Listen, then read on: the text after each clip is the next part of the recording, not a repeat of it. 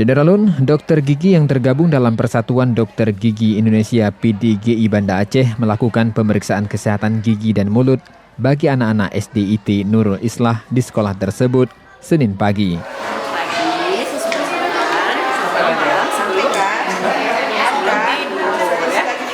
Kegiatan ini dalam rangka memperingati Hari Kesehatan Gigi dan Mulut Dunia tahun 2017 atau World Oral Health Day yang diperingati setiap tanggal 20 Maret. Alhamdulillah kami bersyukur ada kegiatan sosialisasi penyuluhan gigi ini karena memang masih banyak anak-anak yang belum paham bagaimana cara menyuluhkan gigi. Mudah-mudahan setelah sosialisasi ini anak-anak mulai tahu bagaimana harus menyikat gigi dan membersihkan gigi. Oke, biasa ya. Kami harapkan supaya walaupun ini anak kelas 1 sampai anak kelas 6, mereka kan punya adik-adiknya lagi di bawah dan mereka bisa menyampaikannya sampai ke adik-adik.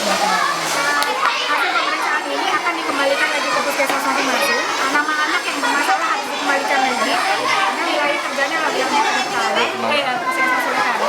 Jadi saya misalnya yang dicabut giginya udah goyang, akan dikembalikan ke puskesmas. Jadi hasilnya dikembalikan ke orang tua. Dari Banda Aceh, Budi Fatria, Serambi On TV.